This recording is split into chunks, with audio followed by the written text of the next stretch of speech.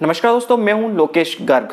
तो बात करेंगे सुशांत के केस को लेकर कि इन्वेस्टिगेशन किस दिशा में जा रही है। क्या बॉम्बे पुलिस अपना काम कर रही है? बिहार पुलिस जो अपना काम करना चाह रही थी, उन्होंने अपने एसपी को भेजा वहां पर, विनय कुमार वहां पर आए, लेकिन उन्हें क्वारंटाइन कर दिया गया। तो क्या ये सही है? आप क्या सोचते हैं इस बारे में? मैंने आपसे पहले भी पूछा था, कमेंट कर मुझे जरूर आपको ये बताना है कि जो एसपी को वहां पर गिरफ्तार कर लिया गया है, या हम बोल सकते हैं कि उन्हें क्वारंटाइन कर दिया गया। एक तरीके से वो गिरफ्तारी है कि 14 दिन के लिए वो बाहर नहीं निकल सकते हैं। उनके हाथ पर ठप्पा लगा दिया है क्वारंटाइन का बीएमसी ने। बीएमसी अपना काम ठीक से तो करती नहीं है ना। बॉम्बे में जब बरसात होती है तो आप देख सकते हैं कि किस तरीके से बॉम्बे जो पूरा है समुद्र बन जाता है। तो अपना काम वो करती नहीं है, और जो काम करने के लिए लोग आए उन्हें काम करने नहीं देना है। और फिर जब 4 अधिकारी पहले आए थे, उन्हें क्वारंटाइन नहीं किया, उन्हें घूमने दिया।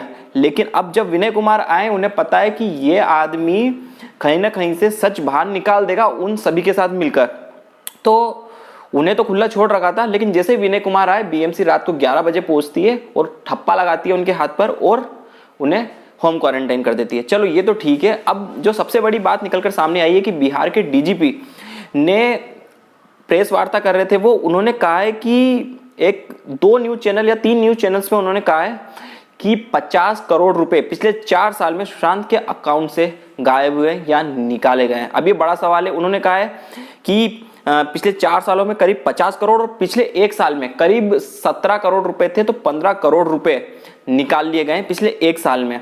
तो ये एक बड़ा खुलासा उन्होंने किया है। इस पर जब न्यूज एंकर्स ने उनसे पूछा कि क्या आपके पास इस बात के सबूत हैं, तो उन्होंने कहा कि सबूत तो हम तब जुटाएंगे ना जब हमें काम करने दिया जाएगा।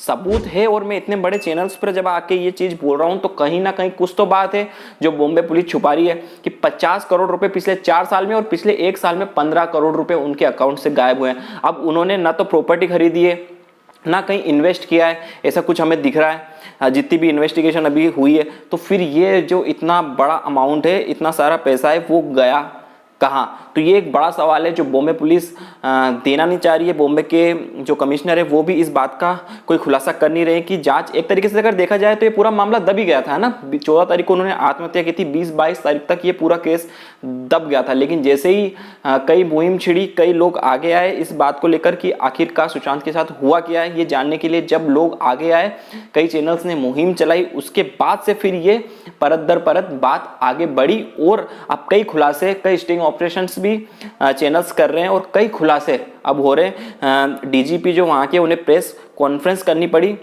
जो दिशा का केस था वो भी उन्होंने दबा दिया था पूरी तरीके से। उन्होंने कहा था कि इन दोनों का कोई लिंक नहीं है, क्योंकि 1 साल से वो उनकी मैनेजर थी नहीं, तो फाइनेंशियल कंडीशन उनकी खराब हो रही थी, इस वजह से उन्होंने आत्महत्या की। मतलब कि जो इतनी बड़ी मैनेजर है, जो सेलिब्रिटीज की मैनेजर रह चुकी है और वो वही काम करती है, उसको फाइनेंशियल दिक्कत है और उसकी वजह से वो आत्महत्या कर रही है। तो ये एक बड़ा कहीं ना कहीं झोल तो पक्का है इस पूरे मैटर में। तो हम आपको दिखाएंगे आगे भी इसी तरीके की जो भी इस केस से रिलेटेड जो भी न्यूज़ होगी वो हम आपको बताते रहेंगे। प्लीज़ चैनल को सब्सक्राइब नहीं किया तो सब्सक्राइब कर लें और बेल आइकन को दबा दें, इस वीडियो को लाइक कर दें।